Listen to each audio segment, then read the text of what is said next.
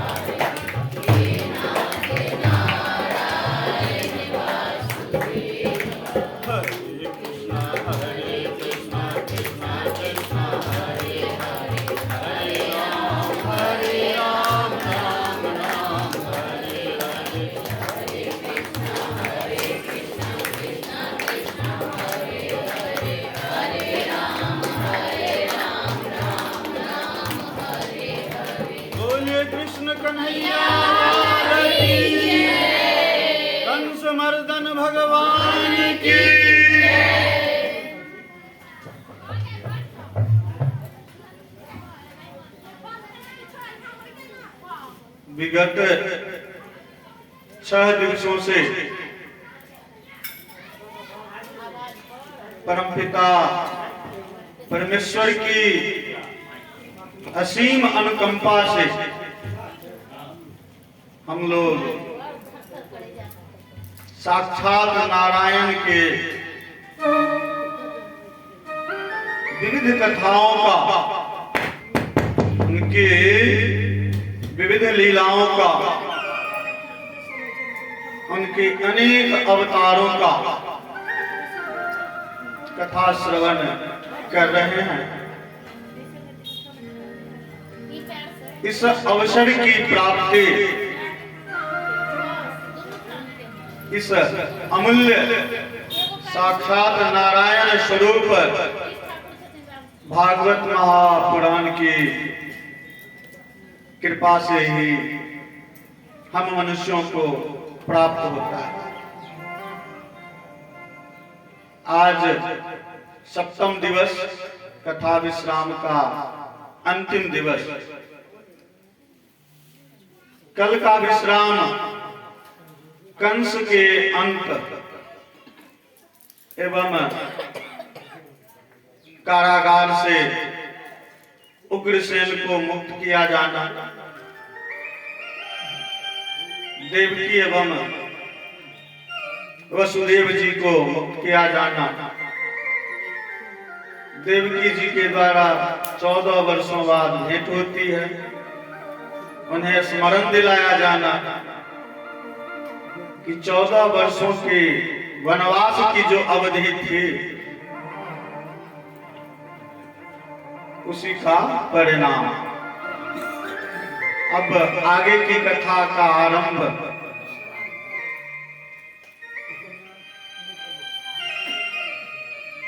हम लोग आज श्री कृष्ण एवं बलराम के मथुरा में यज्ञोपवीत संस्कार से करेंगे। उग्रसेन जी को राजा बना दिए, देवकी हर्षित हुई और तुरंत अपने कुल पुरोहित को आदर सहित बुलवाकर दोनों बालकों का यज्ञोपवीत संस्कार करवाने को निवेदित किया। गर्गाचार्य के द्वारा दोनों कुमारों का यज्ञोपवीत संस्कार संपन्न हुआ। तत्पश्चात शिक्षण प्राप्ति के लिए, शिक्षा प्राप्त करने के लिए गुरुकुल में दोनों बालकों को लाया गया। संदीपनी ऋषि के आश्रम में प्राचीन काल में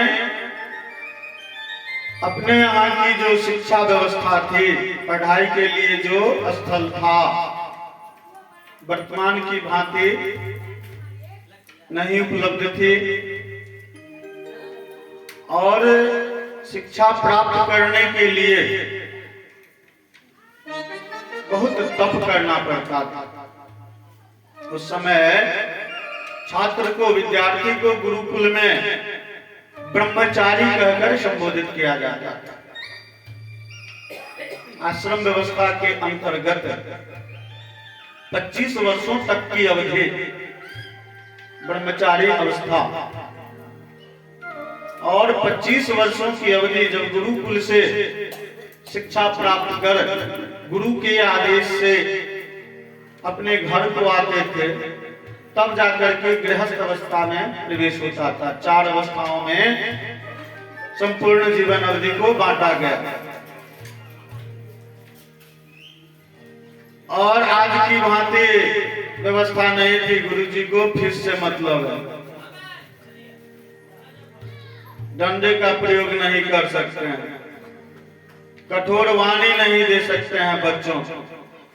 गुरुजी बच्चे को डांट दिए, बच्चे के अभिभावक आकर के गुरुजी से भी अधिक ऊंची आवाज में डांटते हैं। आप पैसा लेके पढ़ाते हैं मेरे बच्चे को, सही तरीके से पढ़ाई। ऐसी स्थिति है। लेकिन उस समय माता पिता अभिभावक अपने बच्चों को गुरुजी के यहाँ सुपुर्द कर देते थे। उन्हें संपूर्ण उत्तरदायित्व, गुरुजी आज से आप ही इसके माता पिता गुरु सब कुछ हैं और आप जैसा उचित समझे उस तरीके से अपने शिष्य को शिक्षा प्रदान करें। आज की भांति भौतिकवादी युग नहीं था, फीस व्यवस्था नहीं थी। आश्रम में रह करके सभी शिष्य लकड़ी काटने का काम करते थे, स्वयं फल इकट्ठा करना, गाय की सेवा करना, और उस सेवा के प्रतिफल के बदले में गुरु जी के यहाँ से दूध की प्राप्ति होती थी, जो फल इकट्ठा करके लाते थे मिलता था। तो इस तरह की व्यवस्था थी। कृष्ण एवं बलराम संदीपनी गुरु के यहाँ जाते हैं, जो कि अवंतिकापुर में स्थित था। वह अवंतिकापुर वर्तमान समय में उज्जैन नगरी के नाम से जाने जाता है, जहां बाबा महाकालेश्वर ज्योतिर्लिंग के रूप में स्थित है। और उसी गुरुकुल में रह करके श्याम एवं बलराम की शिक्षा आरंभ हुई। अन्य बच्चे भी थे, जिनमें से सुदामा नाम का एक ब्राह्मण बालक था। वह श्री कृष्ण का परम मित्र ढेर सारे होते हैं, लेकिन कोई प्यारा होता है, अधिक प्रिय। तो सुदामा नामक बालक कृष्ण को अत्यंत प्रिय। गुरु पत्नी के आदेश से एक दिन लकड़ी लाने को जाते हैं। लकड़ी आएगा तब रसोई तैयार हो, और उस लकड़ी लाने की जिम्मेवारी दोनों परम मित्रों को मिलती है, कृष्ण जी को एवं सुदामा जी।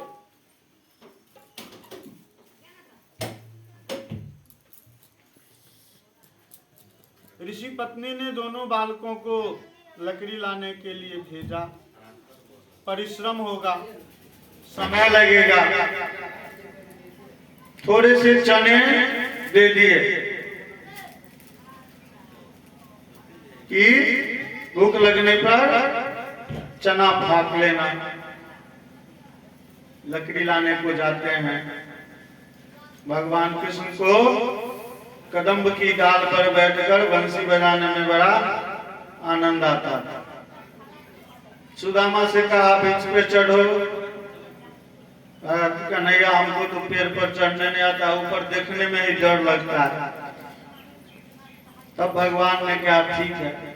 कदम के वृक्ष पर चढ़ने की आदत थी वहां ब्रज में, वृंदावन में। वृक्ष पर चढ़ करके लकड़ी काटना आरंभ किए। उसी क्षण वर्षा आरंभ हो गई।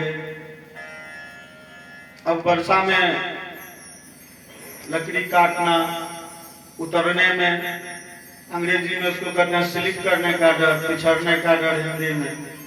तो भगवान डाल पर बैठे हुए हैं, प्रतीक्षा कर रहे हैं, सामान्य मौसम होगा। इस बीच सुदामा को भूख लगती है। बालमन छात्र अवधि सोचे एक दो चने तब तक चबाता हूं। तो सुदामा ने दो चने चबाए। तो भुने हुए जितने अनाज हैं उनमें, जिसे हम लोग भुंजा के रूप में ग्रहण करते हैं, चना सबसे कठोर होता है। तो उस चना के दांतों के बीच पड़ने पर जो कटकटाहट की आवाज सुनाई देगी। कन्हैया पूछते हैं कि सुदामा तुम्हारे दांत बज रहे हैं। तो सुदामा कहते हैं कि कन्हैया बारिश से ठंड लग रही है, ठंड के कारण दांत कटकटा रहे हैं। इस प्रसंग का संबंध आगे के प्रसंग से है। तो इस तरह झूठ बोल देते हैं, मित्रता में चलता है। लकड़ी लेकर के आते हैं। तो इस प्रकार इस प्रसंग के द्वारा यह भी हम लोगों को प्रदर्शित किया गया है कि प्राचीन काल की शिक्षा पद्धति में छात्रों को स्वावलंबी बना दिया जाता था। गुरुकुल में ही सभी कार्य में निपुण कर दिया जाता था। शिक्षा पूरी होती है और शिक्षा पूरी होने के पश्चात जब शिक्षा संपन्न हो जाता था तब जाकर के गुरुदेव दक्षिणा लेते थे, प्राप्त करते थे।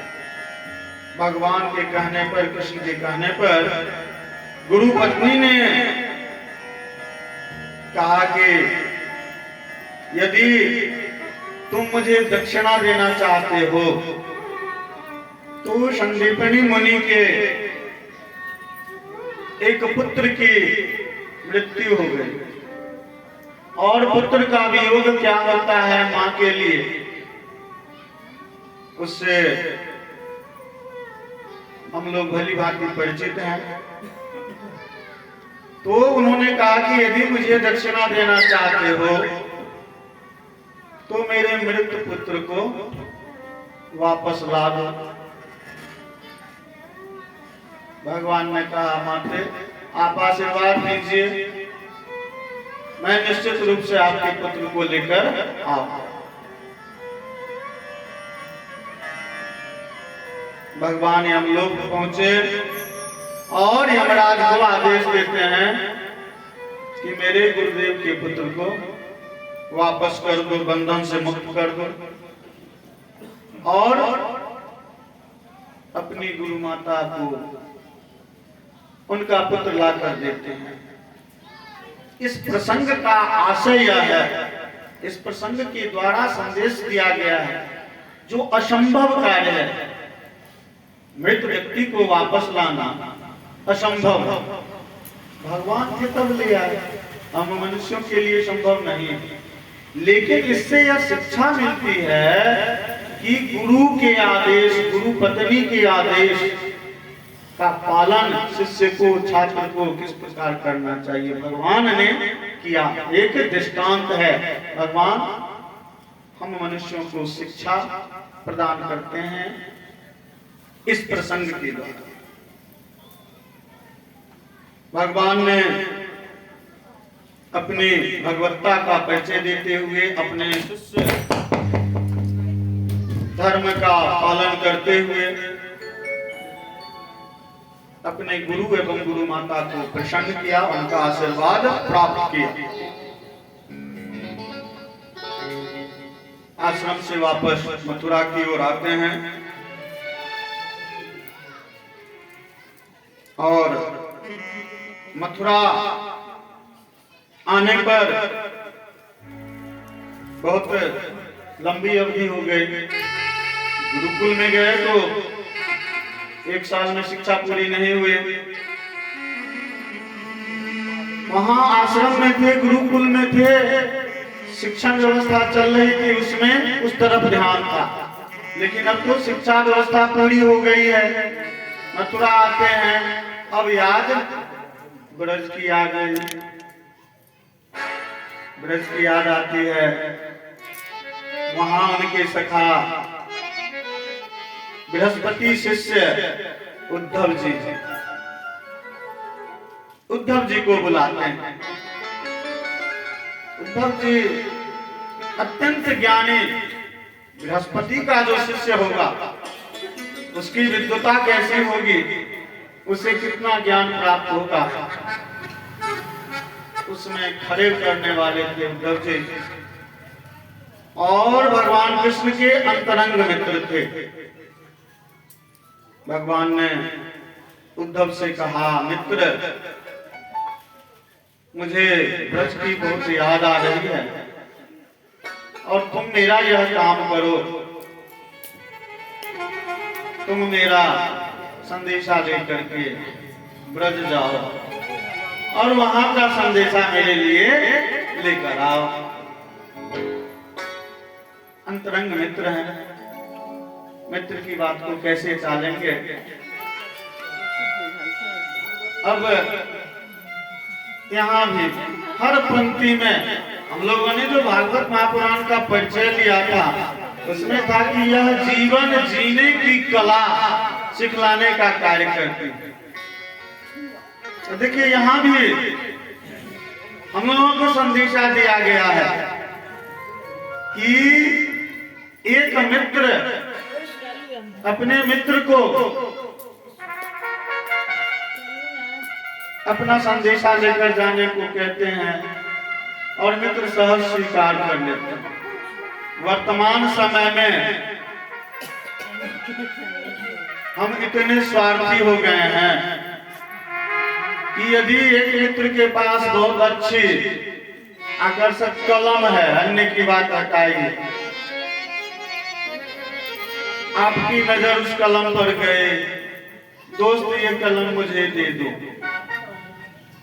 उसने ना दिया, बस हो गया, वहीं से मित्रता खत्म, वहीं से दोस्ती टूट गई कि मैंने एक कलम इससे मांगा, इसने मुझे कलम नहीं दिया। लेकिन यह प्रसंग कि मित्रता की सही परिभाषा यह हुई एक दूसरे के लिए सहयोगात्मक व्यवहार हो, तो उसे हम मित्रता कहते हैं। वह मित्र हुआ जो सहयोग के लिए तत्पर। तो इस प्रकार उद्धव जी कृष्ण के कहने पर संदेशा लेकर भगवान के द्वारा उन्हें कहा जाता है, और भगवान उद्धव को मथुरा भेजने के क्रम में अपने संदेशा के साथ साथ उन्हें रथ पर बिठाते हैं, मथुरा की सीमा तक आते हैं और अपना पीतांबर उद्धव जी को उनके कंधे पर डाल देते हैं, अपना पीतांबर बढ़ा करके भेजते हैं। अब उद्धव जी मथुरा आते हैं। उद्धव जी का रथ जैसे ही मथुरा प्रवेश करता है और नंद बाबा के द्वार पर आता है, दूर से ही नंद बाबा रथ को देखते हैं, पीतांबर धारण किए हुए रथ पर कोई आ रहा है, यह तो कन्हैया का पीतांबर है। दौड़े चले आते हैं कि कन्हैया आ गया। यहाँ तो दृष्टि किसके ऊपर है? कन्हैया के ऊपर है। उद्धव जी के चेहरे को नहीं देख रहे हैं। दौड़ कर आए, रथ रुकी, उद्धव जी रथ से पांव नीचे किए, नंद बाबा लिपट कर गले लगा लेते हैं और गले लगाकर रोने लगते हैं। तब उद्धव जी कहते हैं, बाबा मैं कन्हैया नहीं हूं, मैं तो उद्धव हूं, कन्हैया का परम मित्र मैं उद्धव हूं। मुझे कन्हैया ने आप लोगों के लिए संदेशा लेकर भेजा है और आप लोगों के कुशल क्षेम की जानकारी को पुनः संदेशा के रूप में वहां तक पहुंचाने को कहा। नंद बाबा आदर पूर्वक उद्धव को कक्ष में ले जाते हैं और जो प्राथमिक सत्कार है, जल एवं जलपान के पश्चात बैठकर कन्हैया के बारे में बात करते हैं और बात करते करते उद्धव पूरी रात, सारी रात कन्हैया की विविध लीलाओं का वर्णन करते हैं। मथुरा गमन के बाद जो लीला हुई थी, कन्हैया ने जो लीलाएं की थी, उसका वर्णन नंद बाबा से करते हैं। अब उसी क्रम में जब उद्धव नंद बाबा से कहते हैं, मथुरा में कौन सी लीला की थी कन्हैया ने? कंस जैसे अताताई का अंत करना, कुब्जा का उद्धार करना, कंस से पूर्व परशुराम जी के धनुष को विखंडित करना। तो उद्धव नंद बाबा से कहते हैं कि बाबा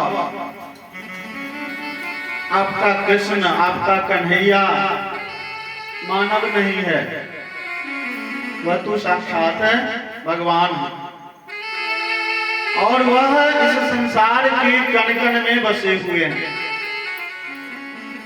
संसार के सभी स्थलों में कन्हैया का निवास है। उसे कोई जन्म देने वाली मां नहीं है, वह जन्मा है। उसके न कोई माता है, न कोई पिता है, न बंधु, न भ्राता, न सखा। इस संदर्भ में जो श्लोक है, न माता न पिता तस्य न भार्या न सुतादयः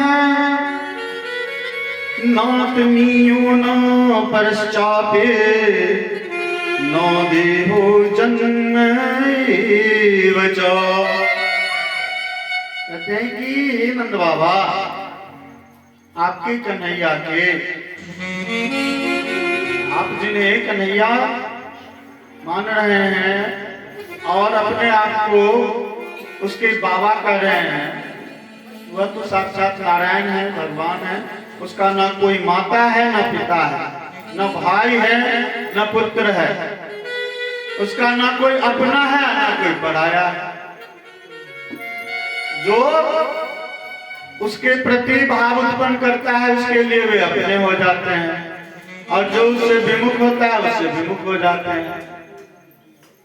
तो इस तरह से भगवान के संबंध में, कृष्ण के संबंध में वर्णन करते हुए आगे कहते हैं कि यह जो संसार निर्मित हुआ है उसी के द्वारा किया गया है। उसी के द्वारा संसार के सभी जीव जंतुओं का भरण पोषण भी किया जाता है, और उसी के द्वारा पुनः सबका अंत भी किया जाता है। उसके हाथ में जो निरंतर सुदर्शन चक्र घूमते रहता है, उसी चक्र की भांति यह संसार का चक्र संचालित हो रहा है। आवागमन की लीलाओं को संचालित करने वाला वो। इस प्रकार बातें करते करते रात बीत जाती है। प्रातः काल में गोपियों को भी जानकारी होती है। रथ देखती है दरवाजे पे, और गोपियां जब रथ देखती है, यह नहीं जानकारी हुई है कि कौन आया है, केवल रथ आया है। दरवाजे पे रथ लगा हुआ, दरवाजे पर रथ देखकर, चूंकि इससे पूर्व अक्रूर जी आए थे, रथ से ही आए, रथ को पहचानती है। मथुरा का रथ लगता है, फिर वही अक्रूर आ गया। तरह तरह की बातें करती है। नाम है अक्रूर और काम किया है क्रूर वाला। क्रूर मतलब होता है कठोर, और अक्रूर जो कठोर न हो उसको कहते हैं अक्रूर। लेकिन गोपियों की नजर में अक्रूर ने क्रूर वाला काम किया। क्यों किया? क्योंकि उन सभी गोपियों के जो मनमोहन थे उनको ले गया 2 दिन के लिए, और अभी तक नहीं आए। अब वो गोपियां आपस में बात करती हैं कि अब की बार अक्रूर क्यों यहाँ आया है। सब गुस्से में है। बोलती है कि लगता है इस बार अपना पिंडदान करवाने के लिए आया है। अब की बार तो इसको समाप्त कर देंगे, इसका पिंडदान यहीं पे होगा, शायद इसीलिए आया। तो इस तरह की बातें करती है।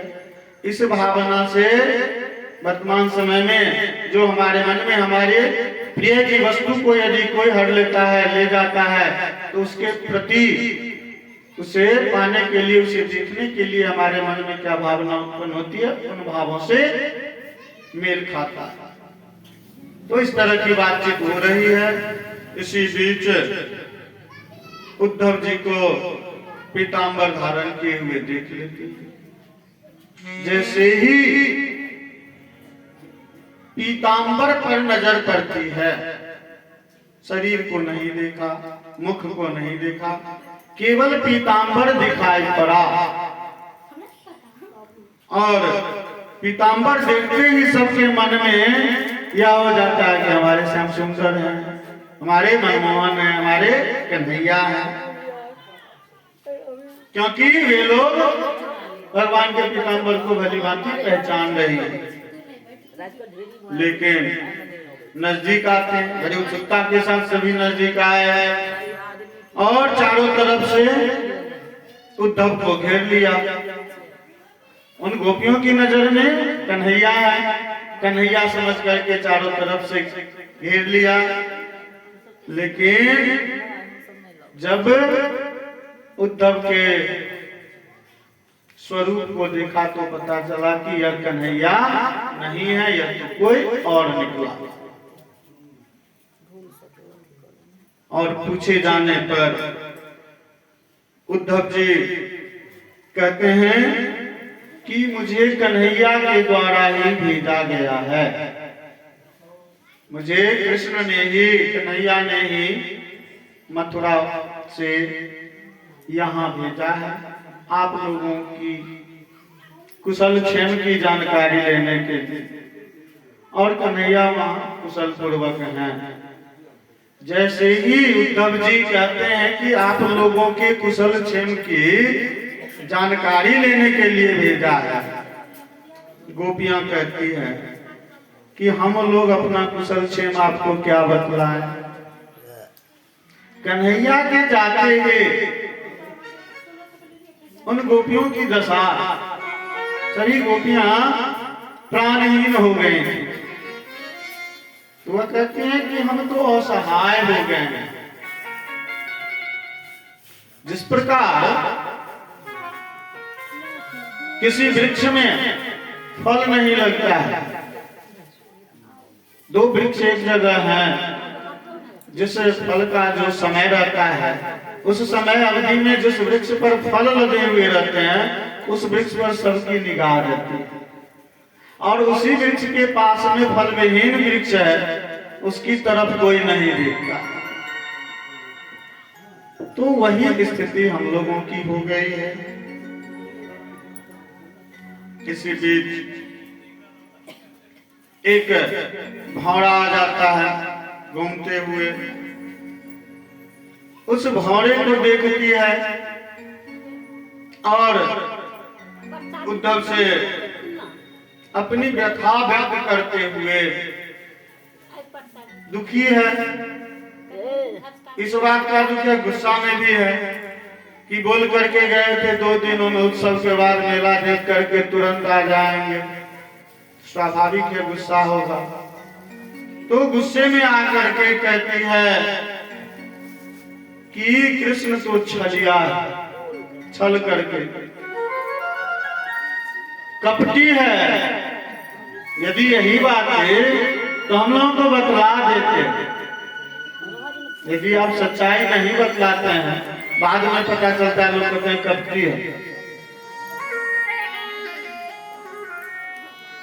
और कहती हैं कि ठीक है, छल पूर्वक गए, कपट किया, लेकिन अभी तक हम लोगों की सुधि लेने के लिए नहीं आया। उसके हृदय में दया भी नहीं है, वह निष्ठुर है, निर्दयी है। तो अपनी भावनाओं को, अपने मन की सभी विकारों को गोपियों के द्वारा व्यक्त किया जाता है। जब घोड़ा को देखती है तो कहती है कि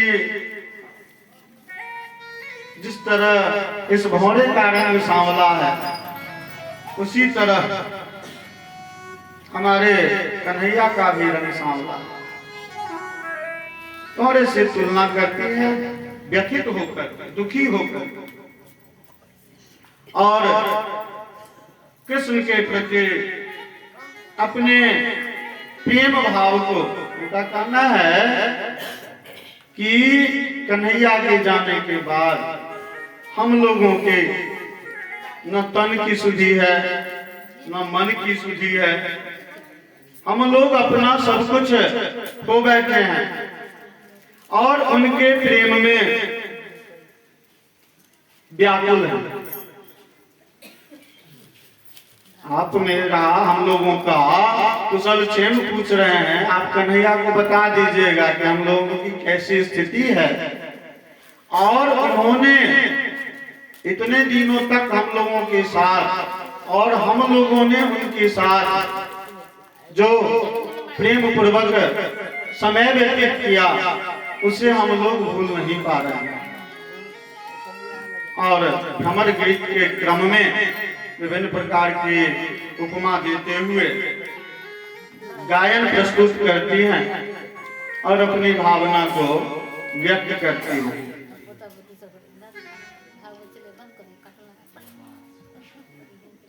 गोपियां गा करके भगवान के प्रति अपनी भावना व्यक्त करती हैं। हम लोग भी गाएंगे, भगवान का स्मरण होगा।